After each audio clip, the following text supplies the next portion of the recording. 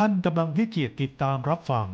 สถานีวิทยุกระจายเสียงแห่งประเทศไทยจังหวัดลำพูนส่งกระจายเสียงด้วยระบบ FM Stereo Multiplex ความถี่ 95 เมกะเฮิรตซ์จากอาคารห้องส่งเลขที่ 113 หมู่ที่ 10 ตำบลบ้านกลาง อำเภอเมืองจังหวัดลำพูนวิทยุแห่งประเทศไทยให้ความรู้คู่ความสุข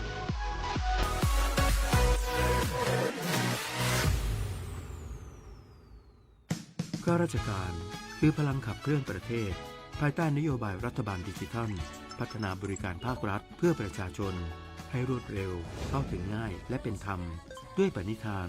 ซื่อสัตย์ต่อหน้าที่ยึดมั่นความดีมีจิตมุ่งบริการสืบสารงานเพื่อปวงประชาทุกภารกิจยึดมั่นหลักธรรมาภิบาล1 เมษายนวันข้าราชการพลเรือนร่วมทำงานด้วยหัวใจเพื่อประเทศไทยที่ก้าวหน้าและยั่งยืนประกาศสำคัญจากจังหวัดลำพูนห้ามบุคคลใดกระทำการเผาในที่โล่งโดยเด็ดขาดตั้งแต่วันที่ 1 กุมภาพันธ์ถึง 31 พฤษภาคม 2569 ผู้ใดฝ่าฝืนจุดไฟเผาขยะเผาพื้นที่เกษตรเผาป่าหรือเผาในที่โล่งทุกพื้นที่มีความผิดตามกฎหมายถูกจับและปรับจริง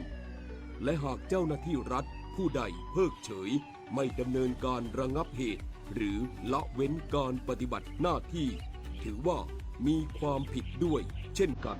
ไผ่เผาโดนยับไผ่เพิกเฉยมีความผิดนะเจ้าถ้าพี่น้องบ้านเฮาหันไผ่จุดไฟเผาทางใดแจ้งได้ที่กำนันป้อหลวงบ้านนายกองค์การบริหารส่วนตำบลนายกเทศมนตรีหรือนายอำเภอในพื้นที่ของท่านได้ทันทีนะเจ้าหรือโทรแจ้งได้ที่ศูนย์บัญชาการเหตุการณ์จังหวัดลำพูน053-562-963 หรือสายด่วน 191 ได้ตลอด24 ชั่วโมงหรือแจ้งเบาะแสการเผาด้วยการถ่ายภาพพร้อมแชร์โลเคชั่นส่งไปที่แพลตฟอร์มแจ้งปัญหาและติดตามการแก้ไขปัญหาของจังหวัดลำพูนฟราฟฟี่ฟองดูหรือเพจ Facebook ศูนย์ดำรงธรรมจังหวัดลำพูนด้วยความปรารถนาดีจากศูนย์อำนวยการป้องกันและแก้ไขปัญหาไฟป่าหมอกควันและฝุ่นละอองขนาดเล็กจังหวัดลำพูน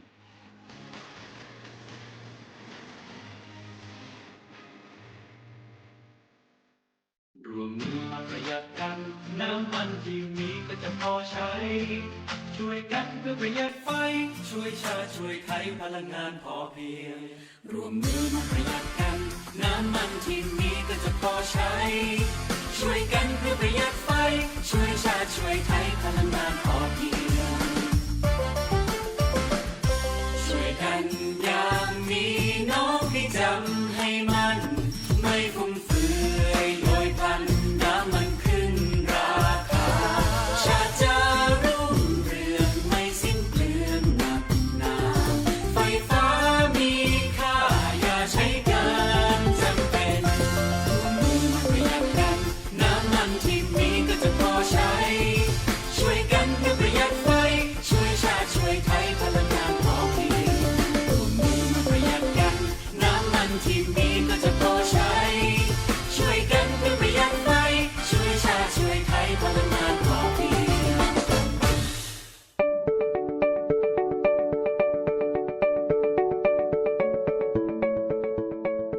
ท่านกำลังติดตามสถานีวิทยุกระจายเสียงแห่งประเทศไทยจังหวัดลำพูนระบบ FM ความถี่ 95 เมกะเฮิรตซ์จากนี้ไปสถานีร่วมกับสันนิบาตเทศบาลจังหวัดลำพูนเสนอรายการฮัลโหลเทศบาลค่ะ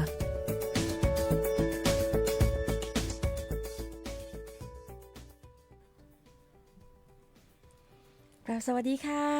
นะคะพบกันเช่นเคยนะคะกับรายการฮัลโหลเทศบาลค่ะโดยสันนิบาตเทศบาลจังหวัดลำพูนค่ะทางสถานีวิทยุกระจายเสียงแห่งประเทศไทยจังหวัดลำพูน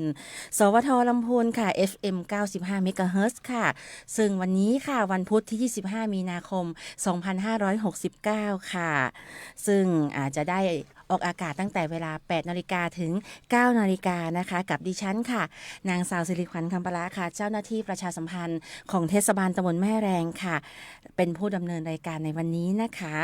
แล้วก็ยังจะได้พบกับนะคะวันนี้มีแขกรับเชิญทั้งสองท่านค่ะในส่วนของอำเภอป่าซางด้วยแล้วก็ในส่วนของเทศบาลตำบลแม่แรงของเราด้วยนะคะคงจะขอแนะนำท่านแรกค่ะท่าน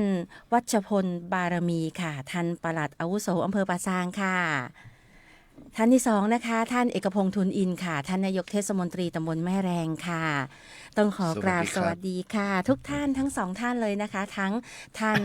ปลัดอำเภอป่าซางด้วยนะคะแล้วก็ท่านนายกเทศมนตรีตำบลแม่แรงค่ะ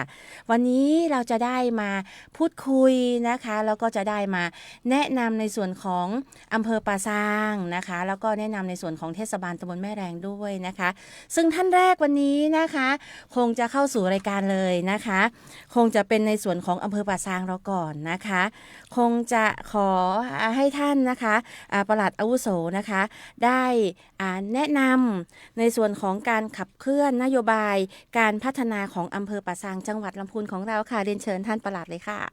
ครับก็สำหรับอำเภอป่าซางเรานะครับมีแนวทางการพัฒนาอำเภอป่าซางนะครับโดยมุ่งเน้นนะครับในการสร้างเมืองน่าอยู่นะครับโดยอยู่บนพื้นฐานนะครับเศรษฐกิจฐานรากมั่นคงนะครับแล้วก็อนุรักษ์วัฒนธรรมท้องถิ่นนะครับโดยเน้นย้ำการมีส่วนร่วมของภาคประชาชนนะครับผ่าน5 ด้านนะครับได้แก่ด้านที่1นะครับในการพัฒนาคุณภาพชีวิตนะครับตั้งแต่เด็กนะครับแรกเกิดนะครับจนวัยทำงานนะครับแล้วก็ผู้สูงอายุนะครับเราดูแลทั้งหมดนะครับแล้วก็ส่งเสริมอาชีพเกษตรกรรมนะครับโดยเฉพาะในพื้นที่ของอำเภอป่าซางเรานะครับก็จะมีการปลูกลำไยนะครับข้าวหอมแดงนะครับแล้วก็มะม่วงนะครับเราก็ส่งเสริมนะครับในการที่จะทำให้เกษตรมีคุณภาพนะครับโดยอาจจะมีระบบของ GAP นะครับหรือระบบของเกษตรแปลงใหญ่นะครับที่เข้ามาช่วยเหลือนะครับพ่อแม่พี่น้องเกษตรกรในพื้นที่อำเภอป่าซางนะครับแล้วก็อีกด้านหนึ่งนะครับเป็นด้านการยกระดับโครงสร้างพื้นฐานนะครับสาธารณูปโภคต่างๆในพื้นที่นะครับทางอำเภอก็บูรณาการในการทำร่วมกับองค์กรปกครองส่วนท้องถิ่นทุกแห่งนะครับในพื้นที่อำเภอป่าซางเรามีองค์กรปกครองส่วนท้องถิ่นทั้ง8แห่งนะครับเราก็ช่วยเหลือกันนะครับในการบูรณาการและก็ประสานการปฏิบัติร่วมกันนะครับแล้วอีกด้านหนึ่งนะครับเป็นเรื่องของการอนุรักษ์วัฒนธรรมประเพณีนะครับในส่วนของอำเภอป่าซางเรานะครับจะมีวัฒนธรรมนะครับประเพณีของชาวยองนะครับเป็นส่วนใหญ่แล้วก็อาจจะมีของชาวมอญนะครับในพื้นที่ของตำบลบ้านเรือนะครับบ้านบ่อคาวกับหนองดูนะครับอันนี้เราก็ส่งเสริมนะครับในเรื่องประเพณีวัฒนธรรมนะครับแล้วก็ด้านสุดท้ายนะครับด้านการบริหารจัดการที่โปร่งใสแบบ Smart City นะครับเรื่องนี้นะครับก็ในส่วนของอำเภอป่าซางนะครับก็ดำเนินการในส่วนของศูนย์ราชการสะดวกนะครับหรือตามมาตรฐานของระบบ GECC นะครับโดยอาจมีระบบช่วยเหลือผู้พิการนะครับที่มาติดต่อราชการนะครับที่อำเภอป่าซางเราก็จะมีทางลาดนะครับหรือห้องน้ำผู้พิการนะครับหรือมีระบบห้องทะเบียนนะครับในการที่จะมีระบบจองคิวนะครับอัตโนมัติอัจฉริยะนะครับอันนี้ก็หรือนะครับในระบบSmart City นะครับในเรื่องการร้องเรียนนะครับก็ผ่านระบบทัฟฟี่ฟองดูนะครับที่ทางจังหวัดได้เริ่มนะครับก็ถือว่าดำเนินการเป็นไปด้วยความเรียบร้อยนะครับครับค่ะแล้วในส่วนวิสัยทัศน์ล่ะคะวิสัยทัศน์ในการพัฒนาของอำเภอป่าซางล่ะคะครับสำหรับวิสัยทัศน์นะครับในการพัฒนาของอำเภอป่าซางเรานะครับอำเภอป่าซางเรานะครับมี9 ตำบลนะครับ94 หมู่บ้านนะครับในการมุ่งเน้นในการพัฒนาอำเภอป่าซางเรานะครับก็พัฒนาเพื่อให้เป็นเมืองน่าอยู่นะครับทันสมัยและยั่งยืนนะครับภายใต้แนวคิดป่าซางเมืองสร้างสรรค์เกษตรมั่นคงวัฒนธรรมเด่นโดยยึดประชาชนเป็นศูนย์กลางในการพัฒนาครับอ๋อค่ะสำหรับแนวทางล่ะคะในด้านของการจัดการสิ่งแวดล้อมของอำเภอป่าซางล่ะคะช่วงนี้อำเภอป่าซางมีการพัฒนาในเรื่องของสิ่งแวดล้อมยังไงบ้างคะ ครับสำหรับอำเภอป่าซางเรานะครับก็มีการปรับปรุงภูมิทัศน์นะครับอำเภอป่าซางให้สะอาดนะครับร่มรื่นนะครับปราศจากมลพิษนะครับแล้วก็เร่งขยายระบบสาธารณูปโภคนะครับให้ทั่วถึงนะครับแล้วก็นำเทคโนโลยีนะครับของระบบ Smart City นะครับเข้ามาใช้เพื่อบริหารจัดการที่รวดเร็วนะครับแล้วก็บริหารจัดการขยะที่ดีขึ้นนะครับแล้วก็ในส่วนของสภาพแวดล้อมในช่วงนี้นะครับก็ตามที่ทางจังหวัดลำพูนนะครับก็มีมาตรการนะครับหรือมีประกาศของจังหวัดลำพูนนะครับในการห้ามเผานะครับตั้งแต่วันที่1กุมภาพันธ์2569นะครับถึงวันที่31พฤษภาคม2569นะครับและก็มีประกาศที่และก็ทางสำนักงานทรัพยากร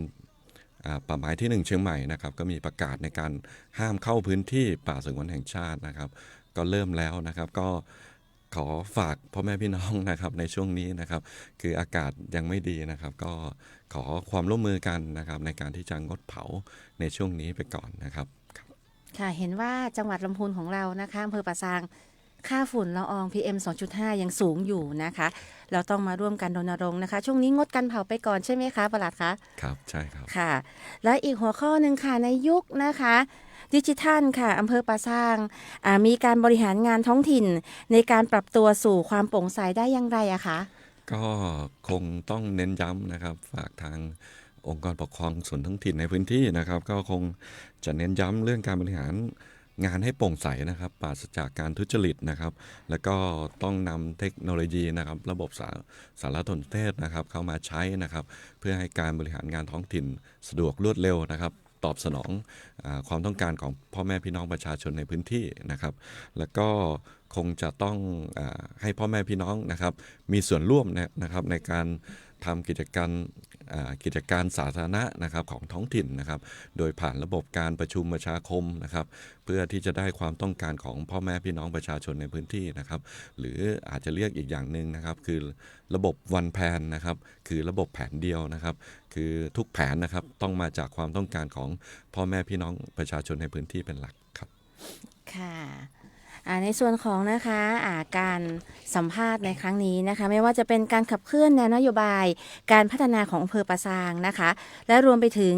วิสัยทัศน์นะคะแนวหลักในการพัฒนาของอำเภอป่าซางแล้วนะคะยังมีแนวทางการจัดการด้านสิ่งแวดล้อมซึ่งช่วงนี้มีการรณรงค์นะคะในการลดนะคะช่วงนะคะในการเผาขยะไปก่อนนะคะเพื่อว่าอำเภอป่าซางของเรานะคะจะได้ปราศจากนะคะฝุ่นละออง PM 2.5 นั่นเองค่ะและรวมไปถึงในยุคดิจิทัลนะคะท่านปลัดอาวุโสก็ได้พูดไปแล้วนะคะเรื่องมีการบริหารงานนะคะในส่วนของท้องถิ่นในการปรับตัวเข้าสู่ยุค IT เข้าสู่ยุคดิจิทัลนะคะซึ่งหลายๆแนวทางนะคะก็เป็นการพัฒนาในส่วนของอำเภอป่าซางนะคะแล้ววันนี้ในช่วงของเมษายนนะคะงานเป็นงานของอำเภอป่าซางที่ยิ่งใหญ่จริงๆเลยซึ่งจะจัดในช่วงของวันที่15เมษายนนี้นะคะก็คืองานสงกรานต์อำเภอป่าซางค่ะงานสงกรานต์อำเภอป่าซางปีนี้นะคะคงจะขอให้ท่านปลัดอาวุโสนะคะ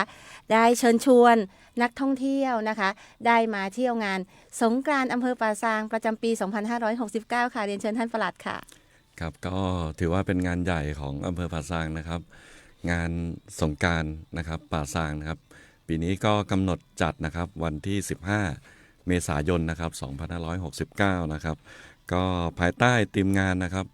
ของปีนี้นะครับปีใหม่เมืองแต่งฝ้ายม่วนใจป่าซางนะครับปีนี้นะครับก็คงเน้นผ้าฝ้ายเป็นหลักนะครับที่เป็น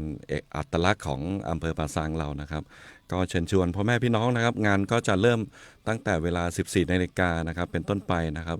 ณถนนเส้น106นะครับที่ว่าการอำเภอป่าซางนะครับภายในงานนะครับก็จะมีการประกวดนะครับขบวนแห่นะครับสงกรานต์ของอำเภอป่าซางเรานะครับก็ขบวนแห่นะครับตอนนี้คร่าวๆนะครับประมาณสัก9ขบวนนะครับเป็นอย่างน้อยนะครับแล้วก็มีการประกวดนะครับนางสาวป่าซางนะครับก็ตอนนี้กำลังรับสมัครนะครับนางสาวป่าซางนะครับก็รับสมัครน้องๆนะครับอายุตั้งแต่15ปีถึง25ปีนะครับมีภูมิลำเนาอยู่อำเภอป่าซางนะครับหรือ เคยมีภูมิลำเนาอยู่อำเภอป่าซางนะครับไม่น้อยกว่า6 เดือนนะครับก็เชิญชวนนะครับน้องๆนะครับเข้ามาสมัครนะครับเพื่อที่จะร่วมประกวดนะครับเป็นนางสาวสงกรานต์ป่าซางนะครับประจำปี 2569 นี้นะครับแล้วก็มีกิจกรรมนะครับการแข่งขันกองหลวงนะครับการแสดงศิลปะวัฒนธรรมต่างๆนะครับของอำเภอป่าซางนะครับมีอุโมงค์น้ำนะครับแล้วก็แอวกาดมั่วครัวแรงนะครับแล้วก็ของดีป่าซางนะครับก็ขอเชิญชวนนะครับแล้วก็ประชาสัมพันธ์นะครับพ่อแม่พี่น้องนะครับไม่ว่าจะ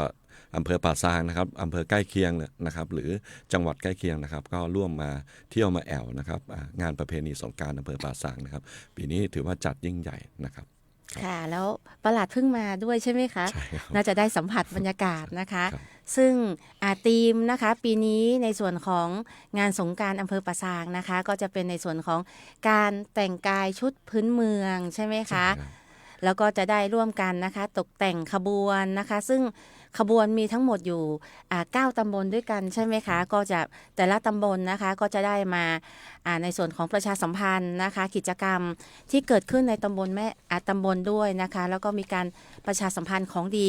ของแต่ละตำบลของอำเภอป่าซางด้วยนะคะขบวนนี้จะเริ่มตั้งแต่กี่โมงนะคะปลัดคะประมาณปล่อยขบวนนะครับประมาณ 14 นาฬิกานะครับในการที่จะเคลื่อนขบวนนะครับเคลื่อนขบวนจากเทศบาลตำบลป่าซางนะครับแล้วก็เคลื่อนขบวนไปตามถนน106นะครับแล้วก็ไปสิ้นสุดที่ว่าการอำเภอป่าซางนะครับเพราะว่าแล้วก็กิจกรรมในภาคตอนเย็นนะครับก็จะมีการแข่งขันนะครับลำวงย้อนยุคนะครับทุกตำบล9 ตำบลของอำเภอป่าซางนะครับแล้วก็จะมีประกวดนางสาวสงกรานต์ป่าซางนะครับประจำปี 2569 นะครับและขออนุญาตประชาสัมพันธ์และแจ้งนะครับในส่วนของเรื่องการจราจรนะครับในถนน106นะครับเราจะปิดการจราจรนะครับตั้งแต่ไปรษณีย์นะครับถึงวัดอินเตอร์ขินนะครับในวันที่ 15 เมษายนเนี่ยนะครับตั้งแต่เวลา 9 นาฬิกานะครับก็ในส่วนของรถนะครับที่สัญจรนะครับถ้าจะเลี่ยงก็เลี่ยงตามเวลาดังกล่าวนะครับครับค่ะแล้วก็ในส่วนของไฮไลท์ของงานปีนี้นะคะรู้สึกว่าจะจัดอุโมงค์น้ำอย่างยิ่งใหญ่เลยนะคะซึ่งต้องขอเรียนเชิญท่านปลัดได้พูดถึงอุโมงค์น้ำตรงนี้ด้วยค่ะอุโมงค์น้ำนะครับก็ได้รับการสนับสนุนนะครับจากทางเทศบาลป่าซางนะครับก็จะเป็นอุโมงค์น้ำนะครับตรงที่หน้าทางเข้าของที่ว่าการอำเภอป่าซางนะครับก็เป็นอุโมงค์ที่น่าจะขนาดยาวมากนะครับที่จะให้ทางพ่อแม่พี่น้องเนี่ยได้เย็นชุ่มฉ่ำนะครับตลอดทั้งงานนะครับครับเย็นชุ่มฉ่ำแน่นอนเลยค่ะเพราะว่าเห็นภาพบรรยากาศแล้วนะคะน่าจะสนใจทุกท่านนะคะน่าจะพาไปเที่ยวลูกหลานด้วยนะคะต้องระมัดระวังด้วยใช่ไหมคะเพราะว่าคนเยอะมากเลยอะค่ะใช่ครับก็ต้องระมัดระวังลูกหลานนะครับแล้วก็ในช่วงนั้นก็มันอากาศร้อนนะครับอาจจะมีภาวะฮิสโตรกนะครับแต่ก็จะมีทางโรงพยาบาลป่าซางนะครับแล้วก็สาธารณสุขอำเภอป่าซางนะครับได้มีการจัดทีมนะครับของอสมนะครับในการเป็นอสมเป็นของเรามีรถซาเล้งนะครับในส่วนของอสมเข้าไปกระจายแต่ละจุดนะครับเพื่อที่จะปฐมพยาบาลเบื้องต้นนะครับแล้วก็มีรถฉุกเฉินนะครับที่อยู่กองอำนวยการนะครับที่จะคอยปฐมพยาบาลนะครับแล้วก็คอยรักษาพ่อแม่พี่น้องนะครับอันนี้ก็ฝากระมัดระวังในเรื่องนี้ครับค่ะในส่วนของนะคะงานสงกรานต์อำเภอป่าซางประจำปี 2569 วันนี้ท่านปลัดวัชพลนะคะบารมีนะคะท่านปลัดอาวุโสอำเภอป่าซางนะคะก็ได้มาประชาสัมพันธ์การจัดงานในครั้งนี้นะคะคงจะขอเรียนเชิญทิ้งท้ายอีกรอบหนึ่งในการเชิญชวนนะคะทุกท่านนักท่องเที่ยวได้มาเที่ยวงานสงกรานต์อำเภอป่าซางประจำปี 2569 อีกรอบหนึ่งค่ะท่านปลัดคะครับก็คงต้องฝากนะครับประชาสัมพันธ์นะครับพ่อแม่พี่น้องนะครับมาร่วมแอวงานนะครับมหาสงกรานต์นะครับของอำเภอป่าซางเรานะครับปีนี้ภายใต้ธีมงานนะครับปีใหม่เมืองนะครับแต่งฝ้ายม่วนใจป่าซางนะครับก็แต่งฝ้ายนะครับมาแอวงานของป่าซางเรากันเยอะๆนะครับในปีนี้ครับก็ขอเชิญชวนทุกท่านครับร่วมมาแอวงานสงกรานต์อำเภอป่าซางครับวันที่ 15 เมษายนขบวนจะเริ่มนะคะตั้งแต่เวลา บ่าย2 โมง ครับ หรือ14 นาฬิกานะคะตลอดระยะเส้นทางเลยจนถึงที่ว่าการอำเภอป่าซางค่ะต้องขอบพระคุณค่ะท่านปลัดนะคะอาวุโสอำเภอป่าซางค่ะท่านวัชพลบารมีค่ะมาต่อไปเจ้ามาถึงภาษายองแล้วเจ้าตะกี้ภาษากลางนะเจ้าน้องขวัญได้มีส่วนนะเจ้าในการทำงานของเทศบาลตำบลแม่แรงซึ่งตำบลแม่แรงเฮา100%เจ้าอู่ภาษายองกันนะเจ้าเฮามาหาฟังภาษายองกับท่านนายกเอกพงษ์ทุนอินเจ้าซึ่งก่อนอื่นนะเจ้าสวัสดีเจ้าท่านนายกเอกพงษ์ทุนอินนะเจ้าคงจะขอต้อนรับนะเจ้าเข้าสู่ตำบลแม่แรงของเฮาซึ่งวันนี้ท่านนายกจะได้มาแนะนำนะเจ้าในส่วนของข้อมูลพื้นฐานต่างๆของเทศบาลตำบลแม่แรงนะเจ้าแล้วก็ตีมาตีไปของตำบลแม่แรงรากฐานรากเหง้ามาจากไหนคุณยองมาจากไหนคงจะรับฟังจากท่านนายกเทศมนตรีตำบลแม่แรงท่านนายกเอกพงษ์ทุนอินเจ้า สวัสดีครับเอกพงษ์ทุนอินนายกเทศมนตรีตำบลแม่แรงนะครับก็ขออนุญาตทักทายเป็นภาษายองนะครับก่อนที่จะเข้าสู่ภาษากลางนะครับเพื่อที่จะให้คุณผู้ฟังทุกท่านได้เข้าใจง่ายนะครับในข้อมูลต่างๆที่จะได้นำเสนอนะครับก็ตำบลแม่แรงนะครับก็ปิ่นเจ้ายองนะครับซึ่งประชากรประมาณ 7,000 คนนะครับก็ปิ่นส่วนใหญ่ก็ใช้ภาษายองทั้งหมดนะครับก็ขออนุญาตปรับภาษาไปเป็นภาษากลางนะครับในช่วงใต้ก็คงจะทักทายกันโดยภาษายองแห่งกำหนึ่งครับก็กราบสวัสดีท่านผู้ฟังนะครับสบทลำพูนนะครับทุกท่านนะครับก็ขออนุญาตนำเรียนข้อมูลพื้นฐานทั่วไปของเทศบาลตำบลแม่แรงพอสังเขปดังนี้นะครับเทศบาลตำบลแม่แรงนะครับมีประชากรทั้งหมด 7,000 คนนะครับมี11หมู่บ้านนะครับซึ่งประชากร90กว่าเปอร์เซ็นต์นะครับเป็นชาวยองทั้งหมดนะครับก็จะมีที่เป็นเขยและสะใภ้นะครับที่เข้ามาแต่งงานนะครับก็จะเป็นภาษาอื่นบ้างก็เพียงเล็กน้อยนะครับตำบลแม่แรงเองนะครับอยู่ใจกลางของอำเภอป่าซางนะครับอำเภอป่าซางนี่มี9ตำบลนะครับตำบลแม่แรงมีอาณาเขตติดกับอีก6ตำบลของอำเภอป่าซางซึ่งเราอยู่ใจกลางมีพื้นที่ 16.5 ตารางกิโลเมตรโดยประมาณนะครับก็อาชีพส่วนใหญ่นะครับของตำบลแม่แรงนะครับก็คือทำสวนทำไร่นะครับแต่ว่าอาชีพสำคัญนะครับของเราก็มาจากวิถีชีวิตภูมิปัญญาของชาวไทยยองเราเองนะครับก็คือในเรื่องของการทำผ้าฝ้ายทอมือนะครับแล้วก็ต่อยอดมาเป็นผ้าบาติกมัดย้อมนะครับซึ่งเราภูมิใจนะครับในความเป็นตัวตนของไทยยองของเรานะครับซึ่งยังคงรักษาอัตลักษณ์นะครับก็คือวิถีชีวิตภูมิปัญญานะครับมาอย่างยาวนานสืบต่อกันมาหลายชั่วอายุคนนะครับนำเรียนท่านผู้ฟังนะครับว่าทำไมตำบลแม่แรงเรียกตัวเองว่าชาวยองนะครับซึ่งจากประวัติศาสตร์นะครับซึ่งได้ชำระกันแล้วจริงๆแล้วชาติพันธุ์นะครับชาติพันธุ์เนี่ยนะครับเราเป็นไทยลื้อนะครับแต่ว่าเราเรียกตัวเองว่ายองเนี่ยนะครับเราเรียกตามเมืองยองที่เราอพยพมาจากพม่านะครับก็ขออนุญาตนำเรียนในเรื่องรากเหง้าในถึงที่มานะครับก็คือในช่วงยุคตั้งต้นรัตนโกสินทร์นะครับซึ่งเชียงใหม่และลำพูนนะครับค่อนข้างที่จะเป็นเมืองร้างนะครับก็ ทางสยามประเทศนะตอนนั้นก็นะครับได้สั่งการให้พระเจ้า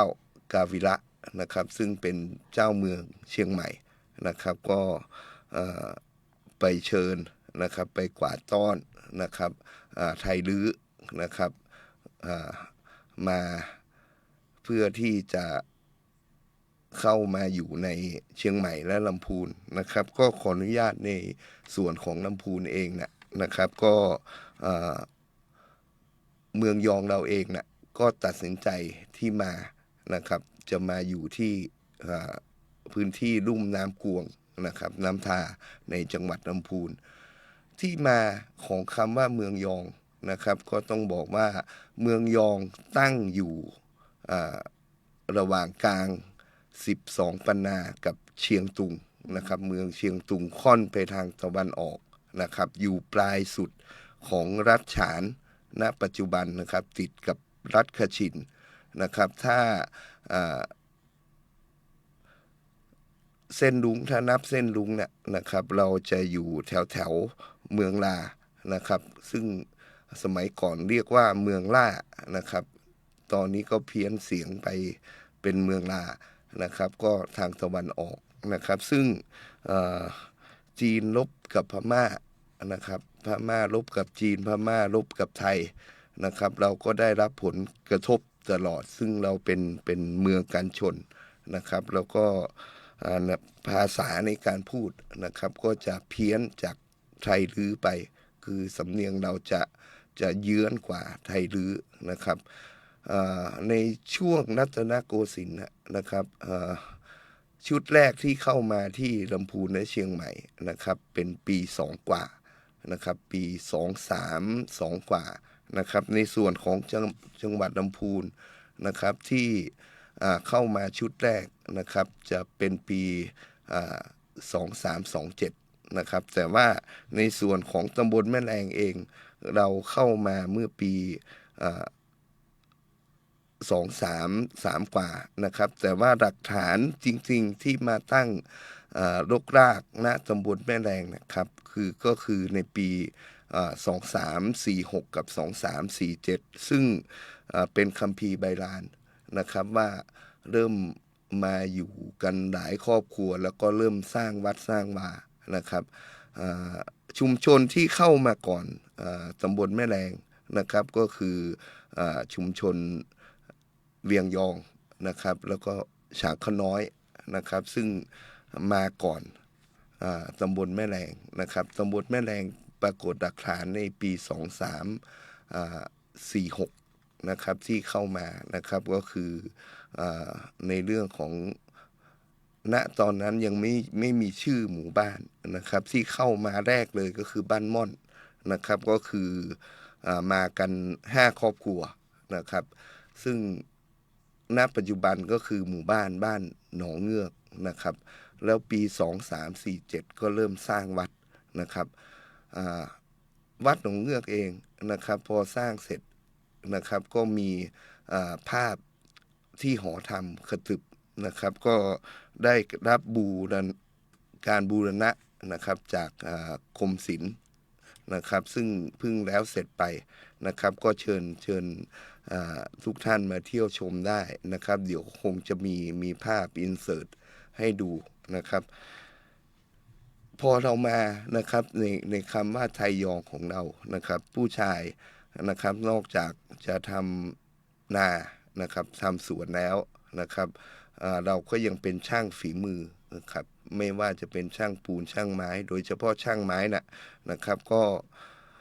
ก็ต้องบอกว่าคำว่ายองนะครับก็อำเภอบ้านทานะครับก็มีชุมชนยองอยู่ค่อนข้างเยอะตามลุ่มน้ำทานะครับแล้วก็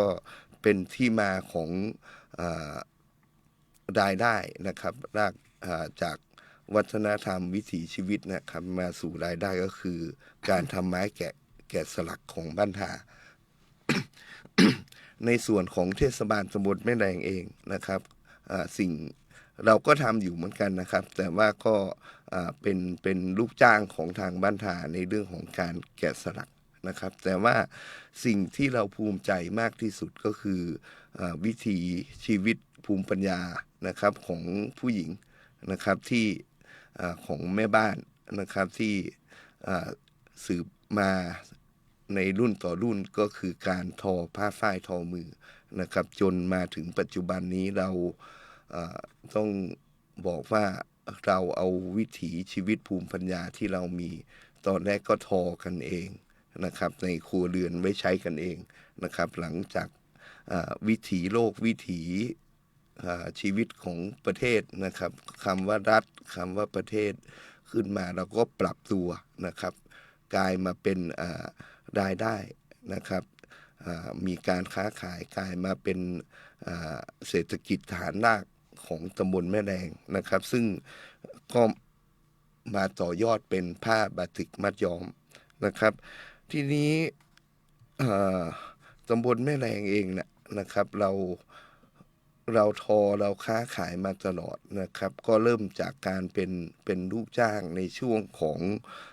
การค้าขายในช่วงของอำเภอป่าซางบูมเป็นท่ารถนะครับในถนน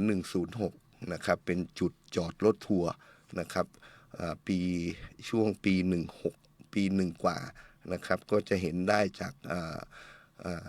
ครูสุรพลสมบัติเจริญแต่งเพลงป่าซางไว้หลายเพลงนะครับแม่บ้านตำบลแม่แดงเองนะครับก็ผลิตนะครับก็ส่งขายให้ร้านในอำเภอป่าซางนะครับก็จะมีดังๆก็หลายร้านนะครับก็ที่รู้จักกันก็คือนันทขว้างเทียมนินอังคสิทธิ์เป็นต้นนะครับในช่วงของปี1กว่าซึ่งยุคของป่าซางเป็นท่ารถที่ค่อนข้างที่จะบูมพอสมควรนะครับคนตำบลแม่แรงก็ผลิตไปขายรวมทั้งไปเป็นPC ไปรับจ้างเป็นพนักงานขายประจำหน้าร้านนะครับซึ่งก็เป็นที่มาของสาวงามอำเภอป่าซางนะครับหลังจากอำเภอป่าซางวูบไปนะครับมีการตัดถนนซูเปอร์ไฮเวย์นะครับในเส้นของลำปางนะครับก็รถประจำทางก็ไม่วิ่งนะครับไม่วิ่งเส้น106คือเส้นลำพูนดีแล้วนะครับซึ่งมันอันตรายแล้วทางแคบในช่วงของรีเทิร์นนะครับแล้วเดี๋ยวจะเล่าให้ฟังในช่วงท้ายในเรื่องของการเปิดเส้นทางการจราจรนะครับหลังจากอำเภอป่าซางวูบไปนะครับก็มีบ่อสร้างขึ้นมานะครับบ่อสร้างขึ้นมาคนตำบลแม่แดงก็ส่งไปขายที่บ่อสร้างนะครับไปเช่าร้านไปเช่าพื้นที่เปิดร้านค้าที่ตำบลบ่อสร้างอำเภอสันกำแพงนะครับจังหวัดเชียงใหม่นะครับก็บูมอยู่ช่วงหนึ่งนะครับก็หลังจากนั้นก็วูบไปนะครับณปัจจุบันก็ยังมีอยู่นะครับหลังจากนั้นก็มีบ้านถวายนะครับอำเภอหางดงนะครับบูมขึ้นมานะครับก็เป็นคนตำบลแม่แรงอีกนะครับที่ส่งไปขายแล้วก็ไปเปิดร้านค้าในหมู่บ้านถวายนะครับแล้วก็ในส่วนของไม้แกะสลักเองนะครับก็ไปเหมือนกันนะครับของอำเภอแม่ทาที่ไปเปิดที่ถวายนะครับทีนี้นะครับเรานะครับก็มาตกผึกในความคิดกันในของตำบลแม่แรงนะครับว่าเราไปเปิดร้านที่ถวายที่บ่อสร้างเนี่ยนะครับเราก็ไปทำให้เศรษฐกิจของบ่อสร้างกับถวายเจริญนะครับแต่ว่าเราทำไมไม่เปิดที่เราบ้างนะครับก็เป็นที่มาของการเปิดตัวนะครับการเปิดตัวของ3งานใหญ่ของตำบลแม่แรงนะครับเริ่มในปี4กว่านะครับตำบลแม่แรงเองนะครับก็จัดงาน ผ้า3งานนะครับซึ่งก็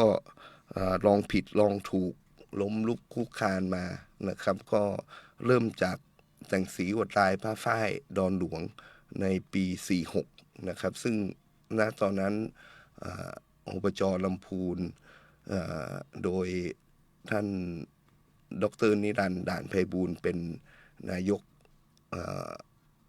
อบจ.นะครับก็ปลัดนิชดานะครับพ่อหลวงบ้านดอนหลวงณตอนนั้นก็คือพ่อหลวงสุธาวรรณมะกอกนะครับแล้วก็จะมีพัฒนาชุมชนประจำตำบลจำชื่อจริงไม่ได้แต่เป็นหัวหน้าเจี๊ยบนะครับหัวหน้าเจี๊ยบที่ร่วมกันนะครับทำงานผ้าฝ้ายแต่งสีลวดลายผ้าฝ้ายดอนหลวงอบจ.รับผิดชอบทำอยู่2 ปีนะครับท่าน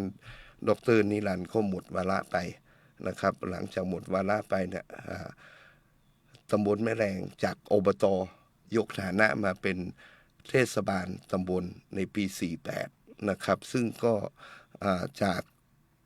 การยกฐานะจากอบต.มาเป็นเทศบาลทำให้รายได้นะครับจากการเป็นอบต.กับเทศบาลเนี่ยนะครับเพิ่มมากขึ้นนะครับก็มีกำลังนะครับพอสมควรที่จะรับผิดชอบงานแต่งสีลวดลายผ้าฝ้ายดอนหลวงนะครับก็เข้ามาทำเทศบาลตำบลแม่แรงก็เข้ามาทำในปี48นะครับแล้วปี49นะครับเราก็ได้ตั้งงบประมาณแบบก้าวกระโดดนะครับเพื่อที่จะบูมงานแต่งสีลวดลายผ้าฝ้ายดอนหลวงนะครับซึ่งก็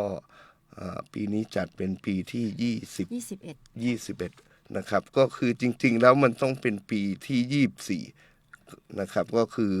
หยุดไปตอนโควิด3 ปีนะครับ3 ปีงบประมาณนะครับก็ในปี2549นะครับเราตั้งงบประมาณแบบก้าวกระโดดนะครับก็คือถ่ายทอดสดนะครับก็คือช่อง11ก็คือกรมประชาสัมพันธ์เดิมนะครับหลังจากนั้นเป็นต้นมานะครับงานแต่งสีลวดลายผ้าฝ้ายดอนหลวงก็เป็นที่รู้จักนะครับของคนจังหวัดลำพูนและภาคเหนือนะครับใช้คำว่าภาคเหนือก่อนจังหวัดใกล้เคียงนะครับก็มาบูมจริงๆนะครับก็หลังจากงานโควิดนะครับที่ว่านักท่องเที่ยวมาจน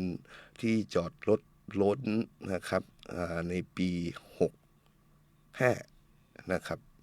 ในปี65ซึ่งเราจัดโควิด65กับ66กับ67นะครับซึ่งก็นักท่องเที่ยวเข้ามามากมายนะครับก็ในส่วนของปีนี้นะครับก็ทางงานแต่งสีลวดลายผ้าฝ้ายดอนหลวงเนี่ยอบจ.ก็รับผิดชอบไปดำเนินการทั้งหมดนะครับซึ่งเทศบาลตำบลแม่แรงเองเราก็จะมาทำเพื่อพัฒนาอีก2 งานก็คืองานแรกนะครับกำหนดไว้ในศุกร์สุดท้ายของเดือนมีนาคมนะครับก็คืองานแต่งสีบาติกงามพร้อมมัดย้อมงามตางานผ้ากองงามนะครับซึ่งปีนี้จัดเป็นปีที่เป็นครั้งที่13นะครับซึ่งคำว่าบาติกกับมัดย้อมนะครับงานผ้ากองงามเนี่ยนะครับมันเกี่ยวกับผ้าฝ้ายยังไงก็ขออนุญาตเล่าว่า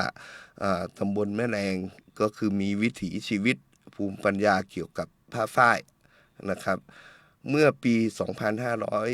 2533นะครับมหาวิทยาลัยเชียงใหม่มช.นะครับก็เข้ามาต่อยอดนะครับเข้ามาแนะนำเข้ามาอบรม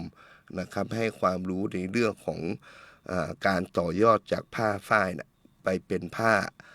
มัดย้อมผ้าบาติกในปี33นะครับก็กลายมาเป็น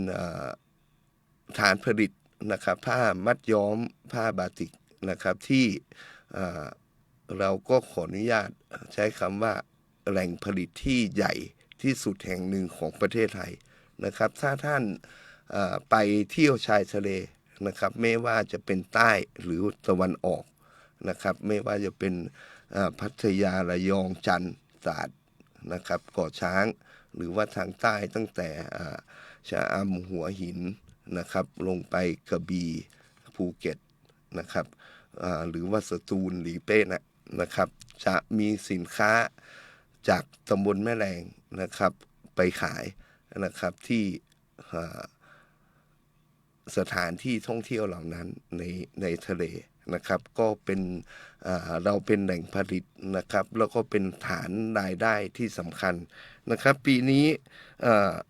เรากำหนดจัดงานบาติกงานพร้อมมัดย้อมงามตางานผ้ากองงามนะครับซึ่งจัดเป็นปีที่13ในวันศุกร์ที่จะถึงนี้ก็คือวันที่27ถึง29นะครับ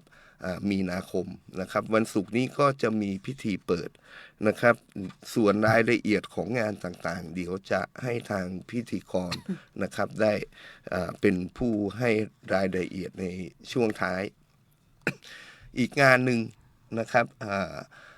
ก็คืองานสืบสารตำนานฝ้ายงามหนองเงือกนะครับโดยเฉพาะหมู่บ้านหนองเงือกนะครับดังที่นำเรียนไปในช่วงต้นนะครับถ้า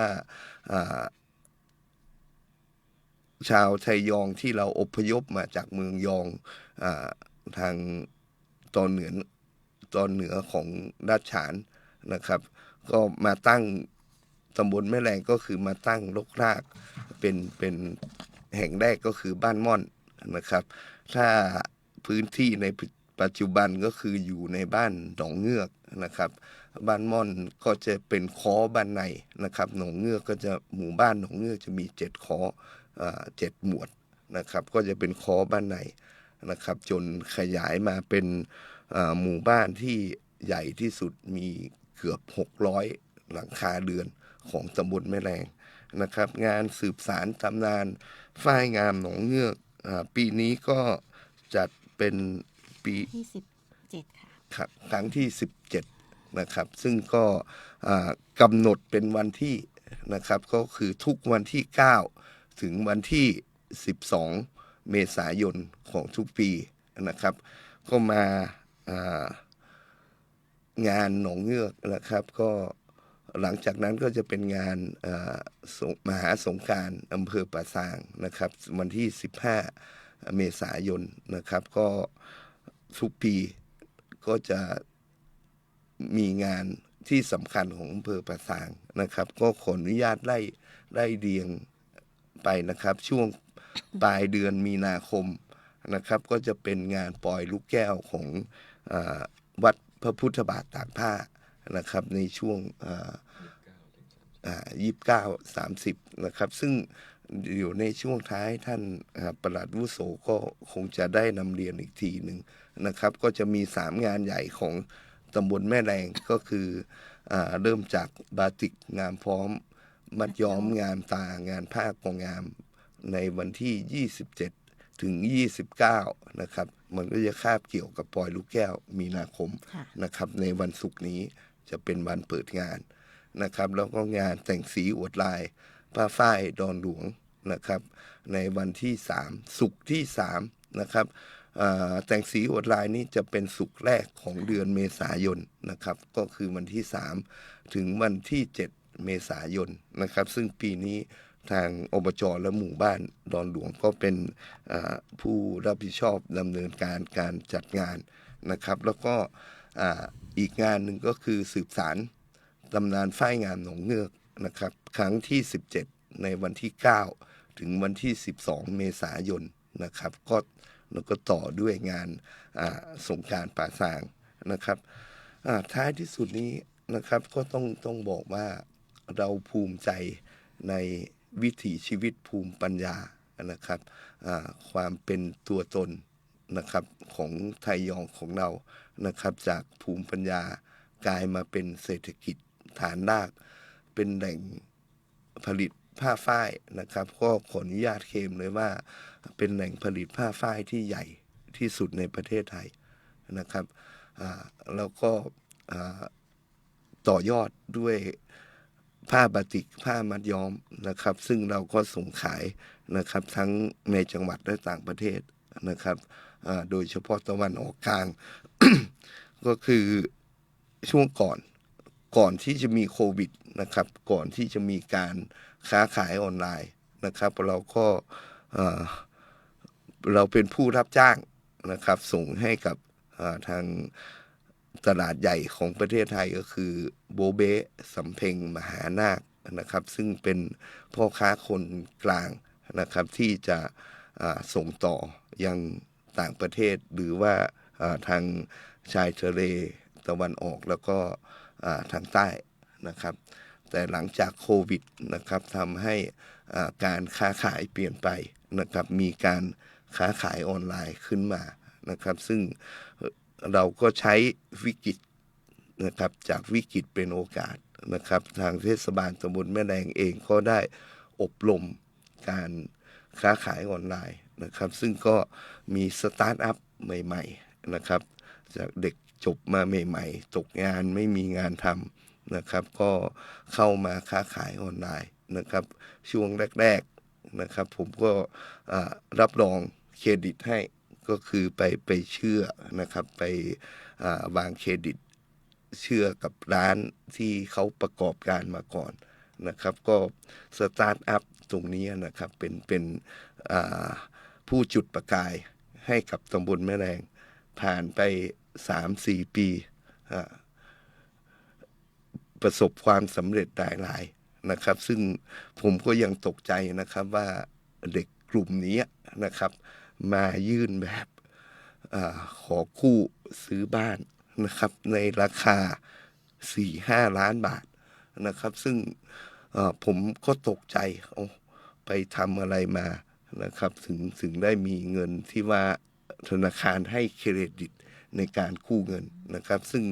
ก็ประสบความสำเร็จพอสมควรหลังจากนั้นนะครับก็ผู้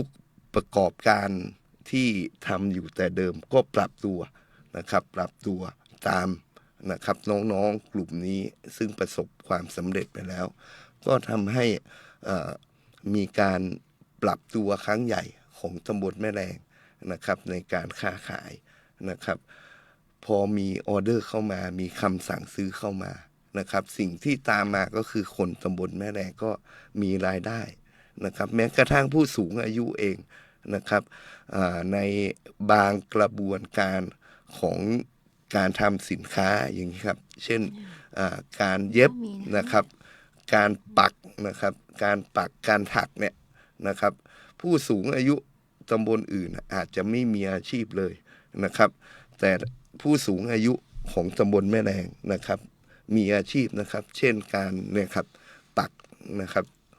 ปักแล้วก็เย็บแต่งกระเป๋าพวกนี้นะครับ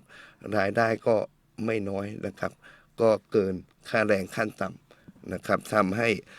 เศรษฐกิจฐานรากของตำบลแม่แรงค่อนข้างดีนะครับเดี๋ยวในช่วงท้ายผมจะเชิญชวนเป็นภาษายองนะครับช่วงนี้ก็จะให้ทางพิธีกรเข้ารายละเอียดทั้ง3งานนะครับว่ามีกิจกรรม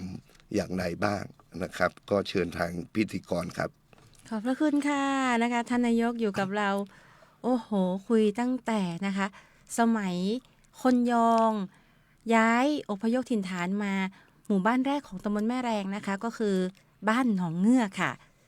เป็นบ้านที่อยู่ในหมู่ที่5ของตำบลแม่แรงซึ่งตำบลแม่แรงเรานะคะมีทั้งหมดอยู่11หมู่บ้านค่ะแล้วก็วันนี้นะคะท่านนายกนะคะก็ได้มาพูดนะคะตั้งแต่สมัยอพยพมานะคะยุคตั้งแต่สมัยเจ้ากาวิละมาตั้งแต่สมัยคนยองอพยพเข้ามาในตำบลแม่แรงนะคะแล้วก็ยังได้ประชาสัมพันธ์เชิญชวนนะคะ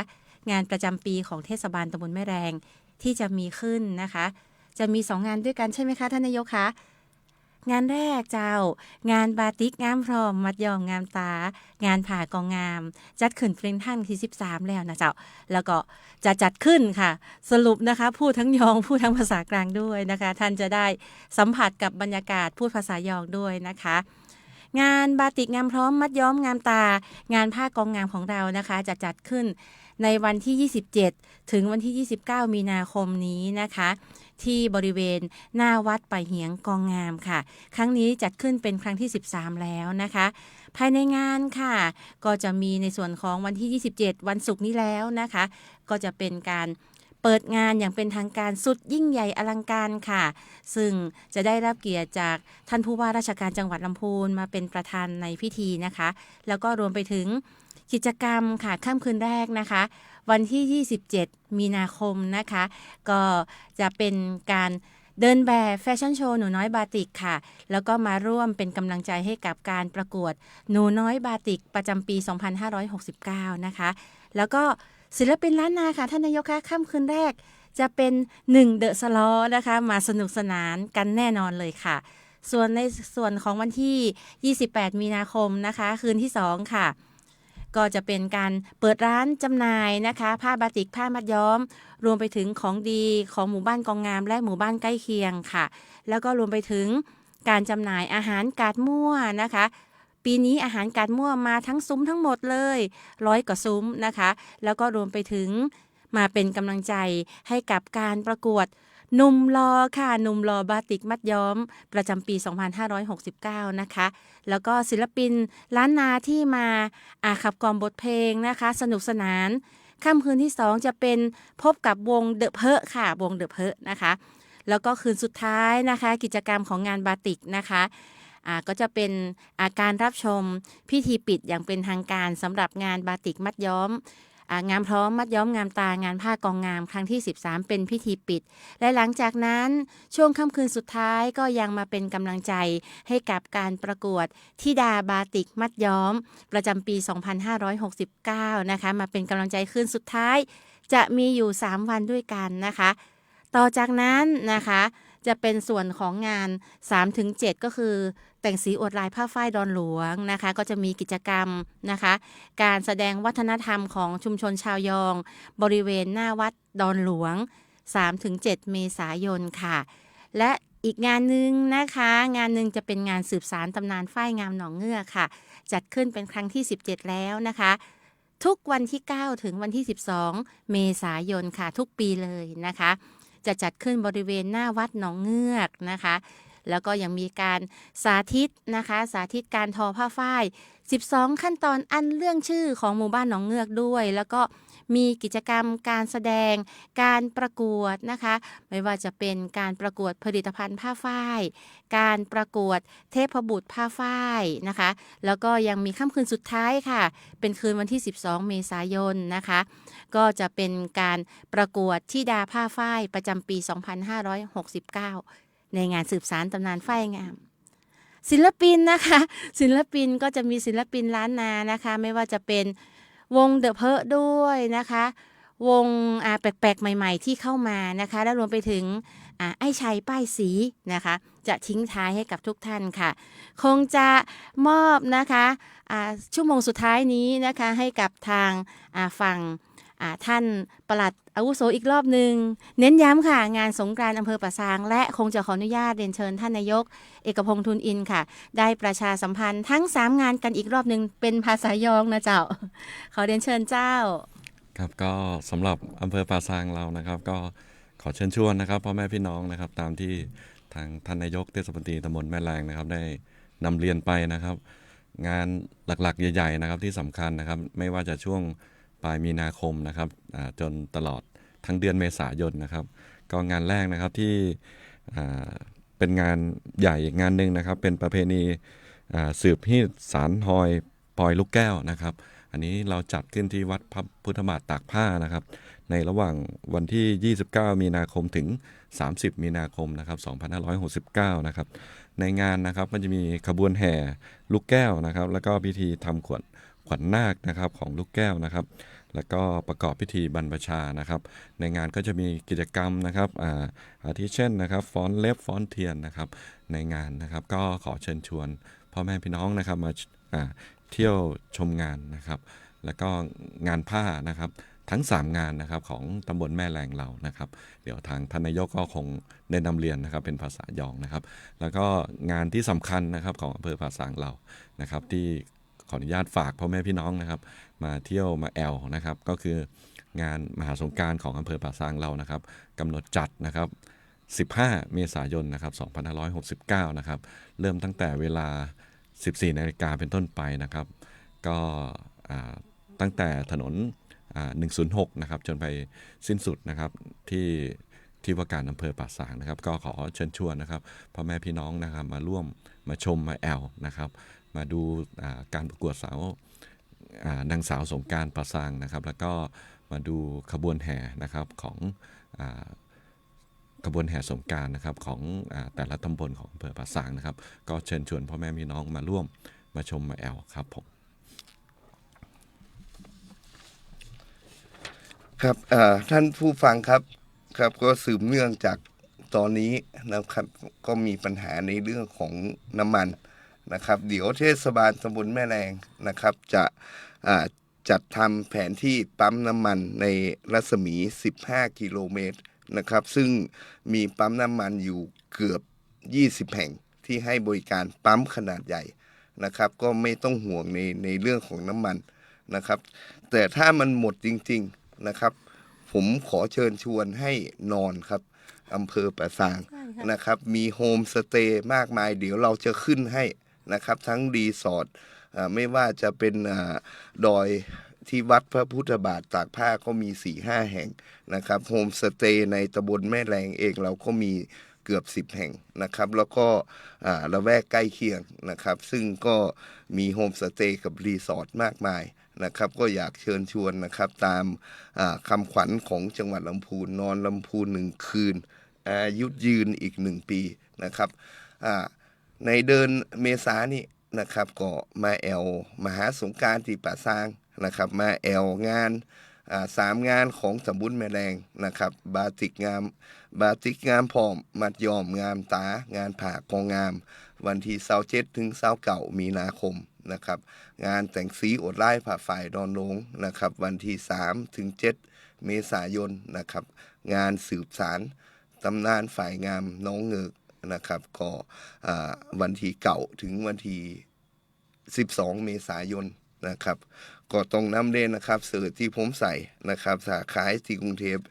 ถ้าคุณไปซื้อที่เมืองทองนะครับโต๊ะ1,000 กว่าบาทนะครับถ้ามาซื้อที่ตำบลแม่แรงโต๊ะ800 บาทครับนะครับก็ต้องเชิญชวนกันนะครับคุณอำเภอป่าซางเองนะครับแล้วก็จังหวัดลำพูนนะครับนักท่องเที่ยวนะครับมาซื้อเสื้อผ้าฝ่ายนะครับผ้าบ้านจอมนะครับใส่กันในงานนะครับแล้วก็ไปใส่กันในงานเมษาป่าซางนะครับมันต้องโหงเรื่องน้ำมันเดี๋ยวเขาจะขึ้นเพจที่www เทศบาลตำบลแม่แรง .com นะครับในรัศมี15กิโลเมตรนะครับในเรื่องของปั๊มน้ำมันแล้วก็โฮมสเตย์ในละแวกไก่เคียงรวมทั้งรีสอร์ทด้วยเชิญชวนมาแอลตำบลแม่แรงเชิญชวนมาแอลอำเภอป่าซางเชิญชวนมาแอลวัดพระพุทธบาทตากผ้านะครับแล้วก็วัดต่างๆในตำบลในอำเภอป่าซางนะครับซึ่งเป็นเมืองบุญหลวงแห่งหนึ่งของจังหวัดลำพูนมีวิถีชีวิตภูมิปัญญาของเจ้าไทยยองนะครับซึ่งเป็นอัตลักษณ์ที่รักษากันมาหลายร้อยปีเชิญครับเจ้าสำหรับนะคะรายการฮัลโหลเทศบาลนะคะเช้าวันนี้ค่ะวันที่25มีนาคมนะคะ2569วันนี้ในการนำเสนอนะคะทั้ง2ท่านค่ะไม่ว่าในส่วนของการนำเสนอนะคะแนวนโยบายของอำเภอป่าซางสถานที่สถานที่ท่องเที่ยวของตำบลแม่แรงงานประจำปีของตำบลแม่แรงได้เสร็จสิ้นลงแล้วต้องขอบพระคุณค่ะไม่ว่าจะเป็นนะคะท่านปลัดนะคะท่านปลัดอาวุโสค่ะท่านวัชพลปารมีท่านปลัดอาวุโสอำเภอป่าซางและท่านนายกเอกพงษ์ทุนอินท่านนายกเทศมนตรีตำบลแม่แรงทั้ง2ท่านค่ะขอบพระคุณเป็นอย่างยิ่งเลยค่ะและหวังเป็นอย่างยิ่งนะคะรายการนะคะฮัลโหลเทศบาลนะคะส่วนราชการอื่นในจังหวัดลำพูนคงจะได้มีโอกาสมาประชาสัมพันธ์หน่วยงานของท่านต่อไปค่ะต้องขอทุกท่านนะคะกราบขอบคุณทุกท่านที่ติดตามรับชมในรายการค่ะขอกราบคำว่าสวัสดีเจ้าสวัสดีครับดูในเพจเทศบาลตำบลแม่แรงนะครับ